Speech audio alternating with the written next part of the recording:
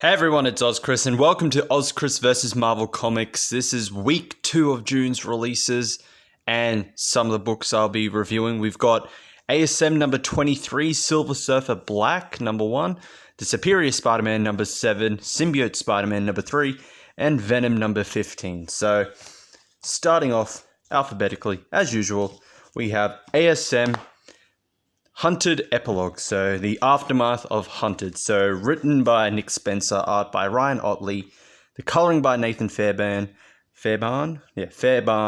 and the cover by Ottley and Fairbairn.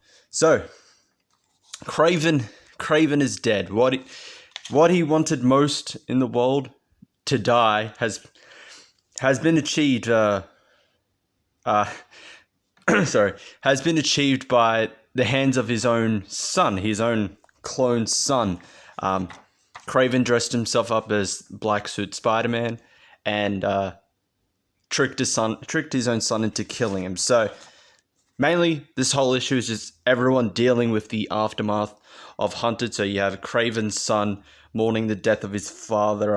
All of the criminals are dealt with by the Avengers. Spider-Man, as much as he wants to help, his main priority is MJ. So the Avengers come in, they deal with Arcade, they deal with any of the remaining rogues that were part of Hunted. Vulture starts his Savage Six, his new team, and Taskmaster saves his partner.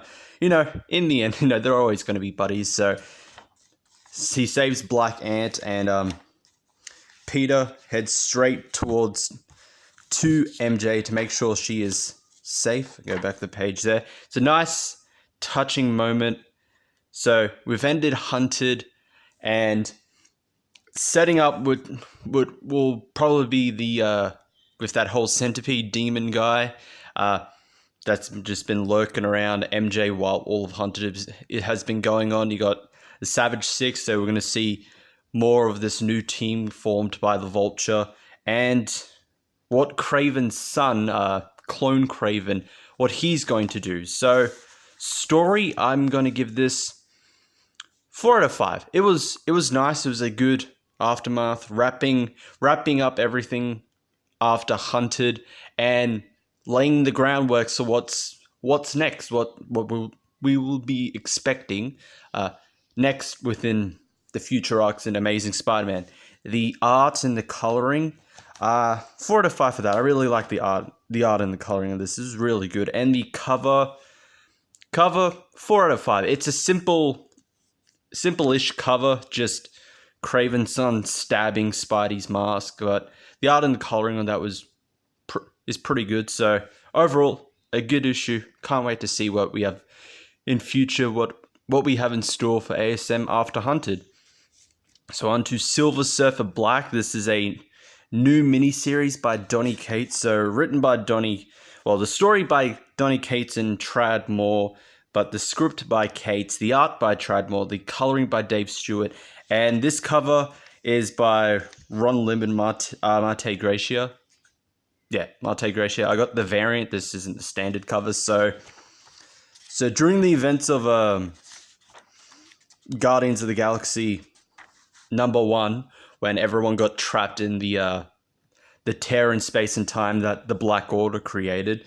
So it shows that Silver Surfer was able to save the members that eventually escaped. So Beta Ray Bill, Cosmic Ghost Rider, Moondragon, and Pylavel. He was able to help them escape, help the other heroes escape as well.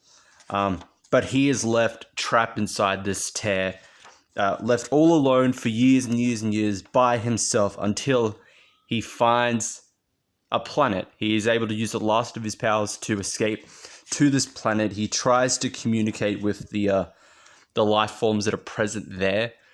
Doesn't go all to plan, and he meets their god, who is I'm not going to say who it is, but it is a character that Donny Cates introduced. I'm not going to say which series either. It's a character that Cates has created and he introduced. So, story 3.5. I thought it was good. It's interesting, but I don't know. I'm going to wait to see how the second issue goes. But it doesn't feel like this should be like a standard Silver Surfer thing.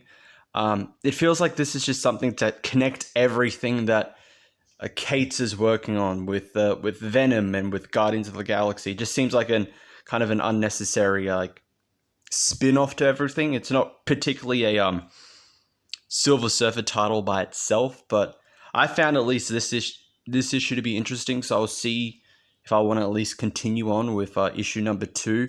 The art and coloring by Moore and Stewart.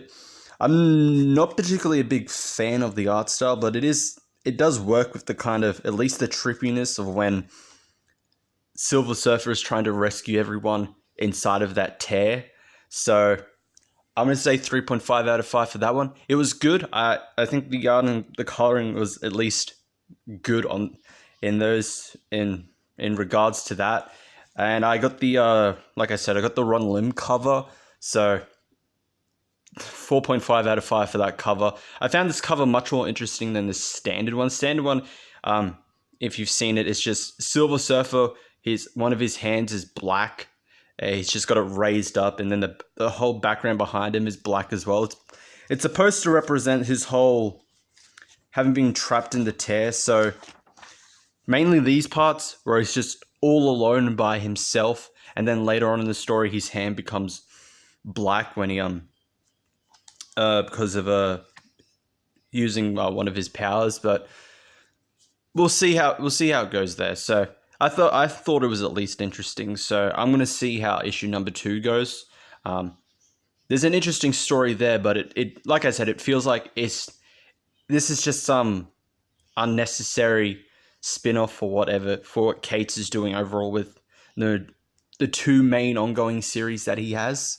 So on to the Superior Spider-Man number 7. So this is written by Christos Gage, art by Len Medina, coloring by Andy Troy, the cover by Mike Hawthorne and Brian Reber. So Otto is now part of the War of the Realms. This is the start of I believe a 2-issue War of the Realms tie-in. So San Francisco is now occupied by the Frost Giants, and Otto was able to think ahead and save all the citizens first. So leaving San Francisco just empty, Frost Giants have no one to attack. The other one that's there is Otto himself, but he needs help.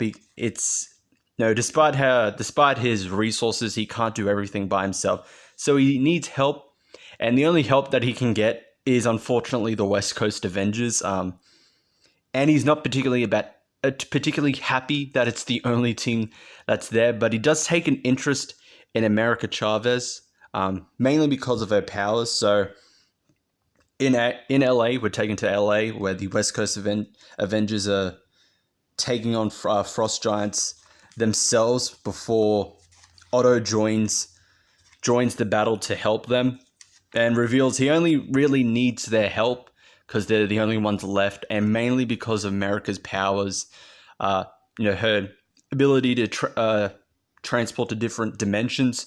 He finds it beneficial to him, able to help stop the War of the Realms. So he's only teaming up with them out of necessity. He honestly really wouldn't want to team up with them. In most parts he finds like irritating. So particularly Gwenpool and her whole like I'm a real character in a fictional world. He finds her quite mad. To no surprise at all, he's got at least some kind of a professional relationship with Quentin Quire. I was talking with a friend about this on Discord. Like those two would at least understand each other. Quentin actually likes Otto and what he's doing and what he's saying. Hawkeye obviously is a bit skeptical because now people know that the Superior Spider-Man is Otto Octavius. But War of the Realms is raging on, so they're forced to team up, and it doesn't go as well as Otto planned with this whole, if I can use America Chavez, I can help end this war quickly. Doesn't help in that regard, but we'll see how that goes with the next issue. So story, 4 out of 5. I actually quite enjoyed this. I'm not a big fan of the West Coast Avengers, especially this iteration, I think was just it is a silly idea, but they actually they weren't as annoying as a lot of people have said they're kind of written as. They were actually okay in this. I found them to be actually good, interesting characters in this. So that's more in regards to Christos Gage's writing. So he's written them really well. I'm liking this unofficial team up between Superior and West Coast. So yeah, story, I liked it. Did I rate it? I said 4 out of 5, didn't I? Yeah, I really liked it. It was really good. The art and the coloring, 4 out of 5 for that. I actually really liked the art and the coloring of this one. Nothing against Mike Hawthorne, but I think the art and coloring of this was really, really good. If you can see it clearly, if I can focus the camera there, yep. Especially the opening pages here are definitely, the art and the coloring of this was really, really good. So, and the cover itself by Hawthorne and Reber, 4 out of 5. I like the cover as well. Really good art, really good coloring. You know, good. So on to Symbiote Spider-Man, number 3, written by Peter David, art by Greg Land, the coloring by Frank Diamata, the cover by Land and Diamata. So Mysterio is Mysterio and Ona trying to figure out a way to defeat Spider-Man, but they need a sample of his suit. There's something more to the suit. Mysterio has noticed and figured this out. So he needs a particular ally to help get a sample from the suit. So we go to where Electro is attacking a musical, a Cats musical. Spider-Man is able to defeat him, and after meeting up with Black Cat, they get into an argument, which leads to Black Cat being met by Mysterio. Given that she is dating Spider-Man, she is the perfect person to get a sample of his black suit from, and Mysterio is able to blackmail her. He knows that Kingpin gifted her those bad luck powers, and Spidey doesn't know this, and so pretty much just Mysterio blackmailing a Black Cat to help him, and she accepts, and we'll leave it there. We'll just leave it there. So, story, 4 out of 5. It was really good. I enjoyed it. I think it was a good issue. Progressing the plot really, really well. Getting a bit more. Getting a bit more out of the story with Black Cat and Spider-Man, particularly with Black Cat. Her involvement in the story just seemed like she was just going to be there to be a side character, given the time frame of the whole Black Suit Spider-Man era, the alien suit era. But now she's probably getting involved into the plot. Mysterio not being, despite the fact he's not treated as like a really good villain in this series, he's shown to be a good manipulator, getting everyone to work to his benefit. So definitely, 4 out of 5 for the story, the art and the coloring. 4 out of 5 for that. Really liked it. There was a couple of weird faces, but I don't know. I think they were just weird faces, not typical Greg Land looked at some porn magazines and traced the faces kind of art. But overall, the art and the coloring was really, really good on this. And same with the cover, 4 out of 5. I think this is probably my favorite cover of the Symbiote Spider-Man miniseries so far. I really like this cover. It's a really good cover. So on to the last one, Venom. I believe this is the end of the War of the Realms tie-in. We have Venom number 15. I was going to say 17 for some reason. Venom number 15, written by Cullen Bunn, art by Ivan Colio with Alberto Albuquerque and Roberto Poggi, coloring by Andres Moser, and the cover by Kyle Hotz and Dan Brown. So Venom and Jack-O-Lantern have their final fight. Eddie is starting to figure out that the more and more anger and rage he puts into the suit, the more powerful it becomes. But Jack-O-Lantern knows this more and is using it to its using it more to its how would I say this? He's shown to, okay, I've forgotten how I was going to say, but Jack-O-Lantern is shown to be much more stronger. I think as Eddie puts it, Jack-O-Lantern's anger is much more stronger than Eddie's fury, hence why Jack-O-Lantern is much more powerful in this fight. And this pushes Eddie to become much more monstrous in this form. But he realizes that if he's unintentionally giving what the witches want, they want Eddie to use the Dreamstone to just become an angry monster that they can use to advantage. And if he does that, he and also by extent Jack-O-Lantern are putting more innocent people in danger. So what he does is he breaks off the Dreamstone suit and gives it to the people.